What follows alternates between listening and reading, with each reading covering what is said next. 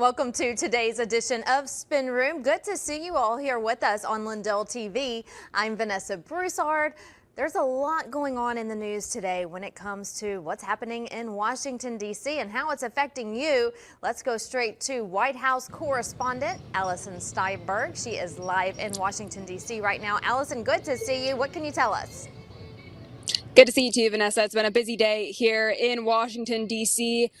We sort of kicked off the morning here with a very impromptu press gaggle with President Trump, who made an appearance just behind me here on the front lawn of the White House, further proving that this really is the most transparent president in history. He just stepped out and had a nice little chat with the members of the press. It's pretty funny if you look all over X right now. You can see videos of them running into that gaggle with President Trump because they are so desperate to talk with him. But I have a clip here of sort of the primary focus and topic that came out of that gaggle this morning. Let's take a listen to that. They all want to be involved with America, and we have a lot of action going on. We're making a lot of money, this country. This country is not going to be losing money on trade anymore. We were losing $2 trillion a year on trade. Now we're going to be making money, a lot of money. So that's very good. Every country wants to partake, even countries that have ripped us off for many, many years. China is an example, but it's not just China. European Union, they ripped us off for many, many years, and those days are over. We're going to make a lot of money for our people. We'll be able to lower taxes substantially, and we're going to be proud of ourselves. We're not going to be a laughing stock that got taken advantage of by virtually every country in the world.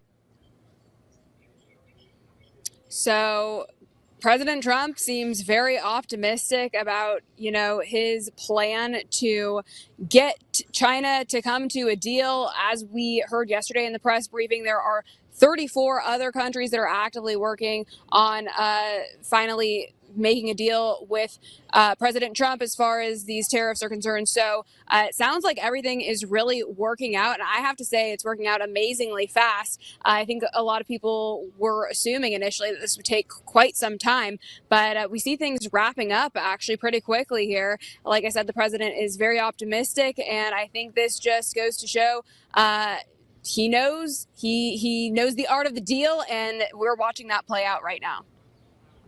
Right. I mean, this is the biggest deal that a businessman and leader of the free world can possibly make. And yes, to watch it play out, Liberation Day, and how the countries have responded, again, waiting on China.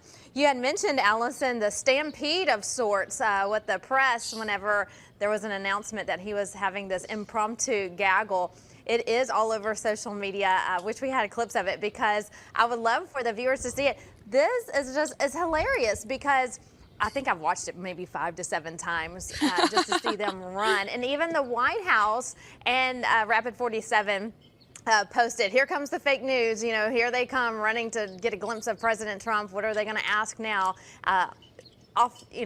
Just off the cuff because it wasn't planned. So it was good to see the president step out. I love when he does impromptu appearances, things that aren't on the schedule, because he wasn't on the schedule to have a public appearance today. But in true President Trump fashion, he showed up and the press was running to get a glimpse of him. So it was pretty comical to see.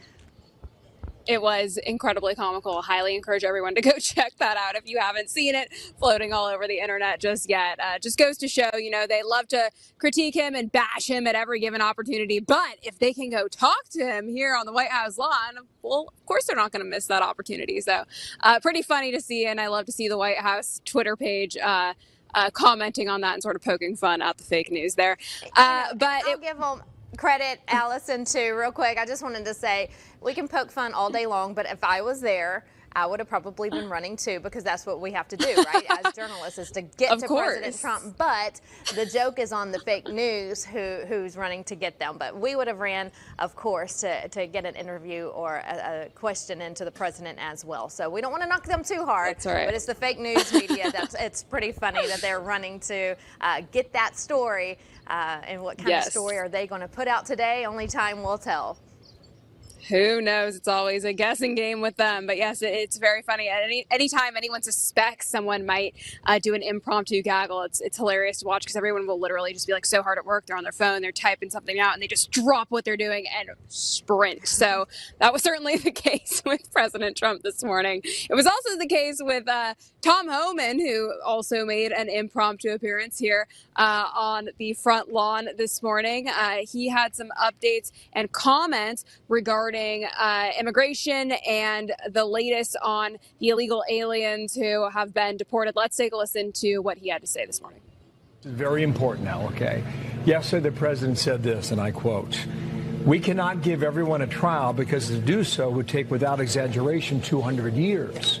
Now, the court has said that those subject to the statute needed to be given the opportunity to challenge their removal. To me, I interpret that as a sense of due process. How do you interpret that? I think due process was given, like the Maryland father, the MS-13 terrorist that was removed. He had due process. He was ordered removed by 2 different immigration judges. But here's what they're doing. Here's the plan. The Biden administration overwhelmed the system. 10.5 million people came to the border. They know it's going to take years to get through the court docket. By then, they're hoping there's another Democratic administration in. They'll have U.S. citizen children. Then all of a sudden, nobody wants them removed. We're spoiling their plans to have future Democratic voters and through a census, have control of the House. Through a census vote, Democratic sanctuary cities get more seats in the House. This is their plan. That's why they overwhelmed the system. That's why they didn't detain them. When they detain them, they get a hearing in 35 days. They released them. Now it's going to take 5 to 7 years. They're going to keep playing this game through the immigration court, through appeal after appeal after appeal, district judge, to slow us down, because their hopes is they'll gain power again, then they can warrant amnesty to 10 million illegal aliens that are released in this country illegally. That is their plan, and we're trying to remove these public safety threats and national security threats as quick as possible. They're putting every roadblock imaginable in front of us to prevent us from doing that. My last question, I'm sorry about the lawnmower, but it'll be quick. Would it help you if Congress were to pass a law? So I think that was a very important reminder from Tom Homan as to what the ultimate plan was with these Democrats. They were ultimately trying to flood the system with this massive influx of illegal aliens. And now we have this huge problem on our hands because, as we know and have covered extensively on this network, the Democrats are doing everything they can to try to keep them here by creating sanctuary cities and even going so far as to fly to El Salvador now to retrieve the ones who have been deported. It's despicable. It's disgusting. And I just think it's so important for us to remember what the bigger agenda is here, and that is to have these illegals here so that they can continue to perpetuate the voting fraud, right? They want them to ultimately be here so that they can rig the system and interfere with elections. So that is why these people must be stopped and they must be deported. And we know that, President Trump and his administration are working tirelessly to carry out that agenda. So for that, we are grateful. Right, Allison, it's just, going back to Tom Homan, and you think of Pete Hegseth and all of the questions they're getting, and they're just it's a fight for them every single day. This is what the American people voted for. And if you go on social media and you see Tom Homan's interview just now, people are saying, this is what I voted for. This is what I voted for. But yet the left and the mainstream media keep questioning them about it. Let them do their jobs. And the job is what the American people voted for. This is what they want. And so we don't want sanctuary cities. We don't want open borders. We don't want illegals voting in our elections. We want American citizens with proof of ID voting in our elections. By the way, we want to melt down the voting machines here at Lindell TV. But this is what the people want. If you want to come to America, come the legal way. We're all immigrants. We're a new country, only 250 years old. And so this is the land of opportunity. This is where we want people to come and thrive.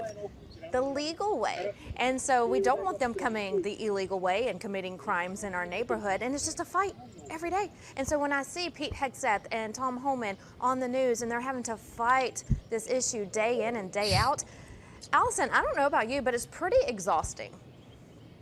It's absolutely exhausting. And it really just goes to show where this fight is and how we cannot give up and we have to continue to push back, because these Democrats are truly evil. They're just ruthless, and they will stop at nothing to try to interfere with the great job that President Trump and his administration are doing to restore American values, restore integrity and sanity into this country. And it's very sad to know that these Democrats are just, they just don't give up, do they? On that note, we heard from a lot regarding Pete Hegseth this week regarding this latest Signal chat leak. Even, people that he once thought he trusted and people that he thought were close to him have now come out and tried to undermine him by leaking personal messages on another Signal chat. This is a second story similar to the one we'd heard previously regarding the Atlantic and the journalists, if you can call them that was leaking the Signal chat from the Trump cabinet members. But it just goes to show the attacks continue. While we're on the topic of Pete Hegseth here, he just made a major announcement today about reinstating military members who were discharged regarding the COVID vaccine. Let's take a listen to what he had to say on that note. We're also welcoming back former service members who were wrongly forced to leave the military. More than 8,700 service members were involuntarily separated for not taking an experimental COVID-19 vaccine.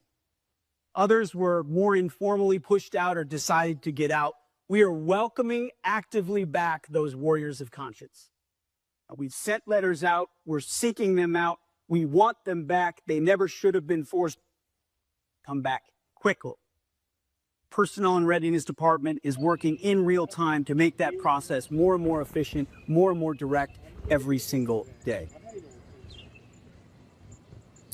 So this is great news. Obviously, it's so devastating that anyone had to endure the outright abuse that they were put through by the Biden regime, who forced and coerced many people to get this poison shot. Kudos to those members of the military who stood strong and refused to cave to the pressure there. So I'm glad to see that they are being reinstated with back pay. I just hope that this is applied to everyone else that was forced to leave their job due to refusing to get this shot. There are numerous other circumstances, even within the federal government, I think, in which, employees left because they didn't want to get the shot. So hopefully this sets the tone for other places of employment, and we can get everyone reinstated who was forced to leave because of the poison shots. Just think, Allison, the great military men and women that we have. We have the greatest military in the world.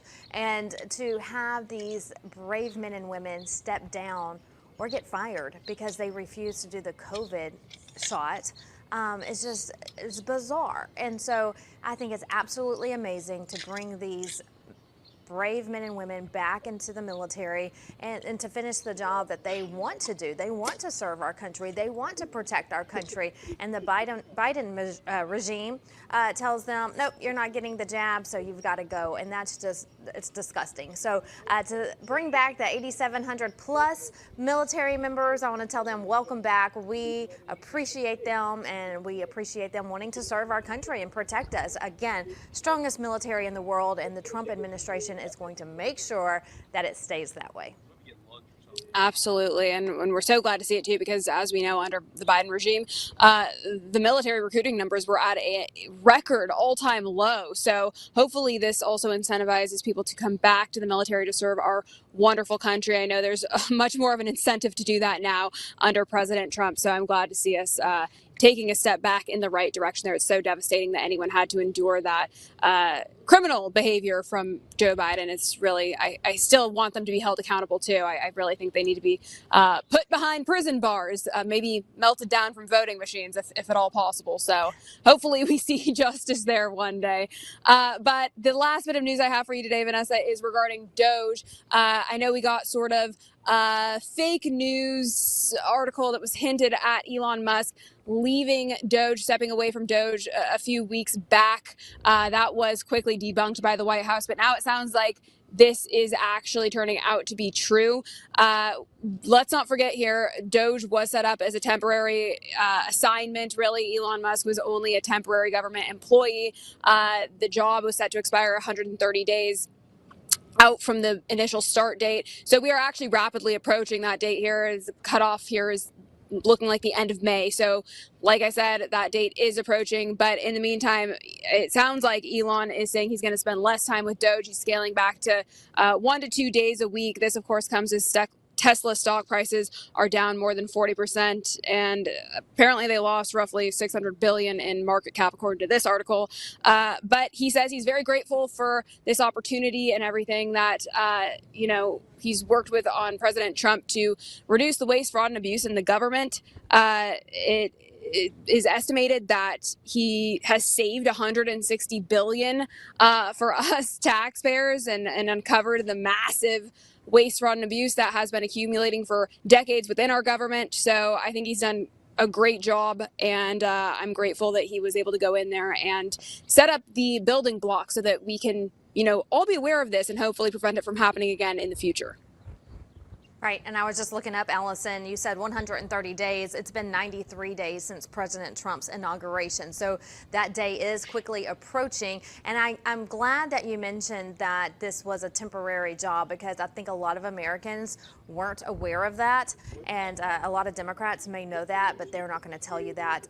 They want to flip it to their narrative that he's leaving because Tesla stocks are plummeting and all the things. But the case is, the facts was that this was a temporary job where on 93 days in, and he was only supposed to be there for 130. So I'm glad you brought that up.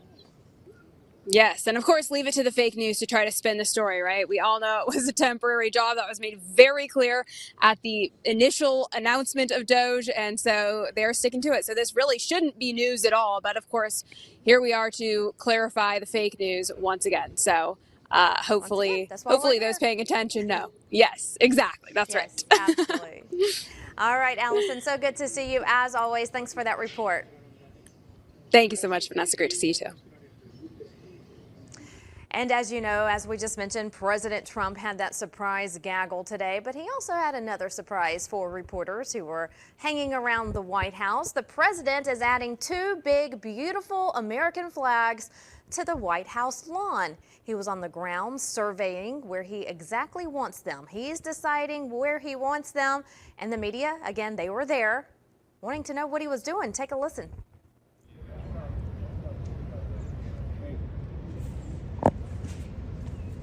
What are you doing, Mr. President?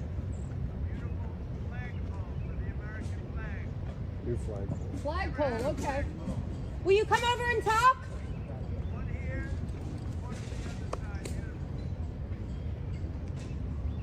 Will you come talk to us, Mr. President?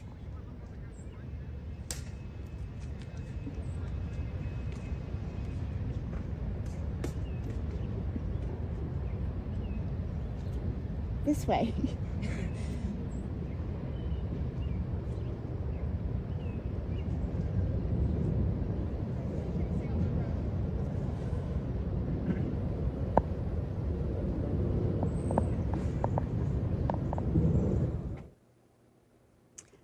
They clean up quick after the Easter egg roll on Monday. Looks beautiful out there. If you couldn't hear the president said each flag will be on opposite ends of the White House property. And word is President Trump is paying for those flags. As you know, he has a big, tall, beautiful flag flying over his home at Mar-a-Lago as well. Lots more news coming up here on Spin Room, including those raging fires in New Jersey. We'll check in with meteorologist Dana Melancon on the weather conditions there. Firefighters are facing ahead of them. Not looking good today, but the weekend looks better. We'll hear more on the forecast next here on Spin Room.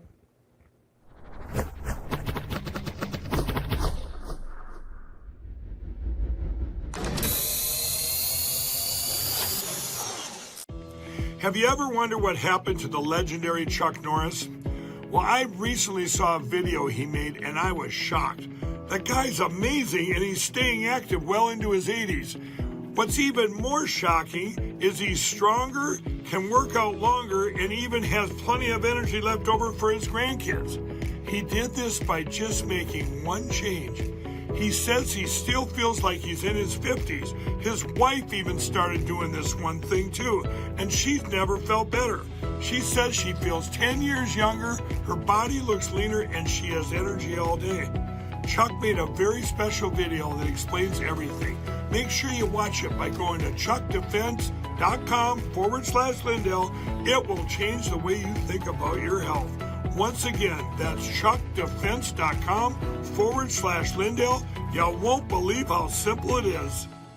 If you want to feel and look your best, you need to check out Pure Health Research. They have 45 premium health supplements that are designed to help you with everyday health goals. Whether it's boosting your energy or trimming belly fat, supporting healthy blood sugar, pumping your testosterone up, or even reducing swelling in your legs, Pure Health Research Supplement Store has you covered. Each formula is crafted with natural, non-GMO ingredients, backed by clinical research and manufactured right here in the USA. And here's the best part. Pure Health Research is offering you an exclusive 35% discount. Just go to purehealthresearch.com and use promo code Lindell at checkout. With their 365-day money-back guarantee, there's nothing to lose. So head over to purehealthresearch.com now, explore their 45 amazing supplements, and save 35% before this deal ends with promo code Lindell. Welcome back to Spin Room. I'm Vanessa Broussard. A state of emergency has been declared in New Jersey after a wildfire there erupts, scorching over 11,000 acres. The fire is in Ocean County. That's a popular tourist spot during the summer. More than 1,000 structures are threatened. Evacuation orders are in place. Some, however, have been lifted, so good news there. As of this morning, the fire was only 30% contained. Our meteorologist Dana Melanson is checking the latest weather conditions there in New Jersey as high winds and dry conditions seem to have helped spread that fire. Dana? Thanks, Vanessa. The Jones Road wildfire, extremely dangerous situation for the Northeast. We're starting off with our infrared satellite imagery. You would hope for rain in a situation like this. Not so the case in the Northeast, as New Jersey and areas north. We're going to get very little in the form of cloud coverage. Not much clouds, obviously little in the form of rain forecasted. Now, we will see some as the weekend gets here. Now, let's look at the other aspect is wind, because we're going to start off with a dry wind. Not the best scenario for firefighters or anybody on the ground trying to help with the situation. Some very gusty 20-25 mile an hour winds out of the north to start. It's going to actually peak some 24 hours, maybe 36 hours from now, as the winds will be shifting out of the south. Now, it'll be adding some moisture to the atmosphere. That'll be a little bit better news, and it's short-lived as far as the winds are concerned. We'll see those winds start to relax as we get closer towards the weekend, and a chance of rain returning by the end of the weekend for that area as well. Still a very dangerous situation any way you look at it. Vanessa? Yeah, it is a dangerous situation, so we're hoping that those winds die down and that rain comes sooner than later. Experts say this could be the largest wildfire in New Jersey in 30 years. No injuries have been reported. Pope Francis, his funeral will be held Saturday in Rome. The President and First Lady will be attending. The remains of the Pope have been carried to St. Peter's Basilica. The College of Cardinals and over 20,000 faithful accompanied the transfer of Pope Francis's mortal remains to St. Peter's Basilica. Now, for the next 3 days, the faithful may pay their respects to the late Pope as his body lies in state until Friday evening. Following the war in the Middle East, President Trump making a statement on Truth Social about it today. He's saying this: Ukrainian President Volodymyr Zelensky is boasting on the front page of the Wall Street Journal that, quote, Ukraine will not legally recognize the occupation of Crimea. There's nothing to talk about here, end quote.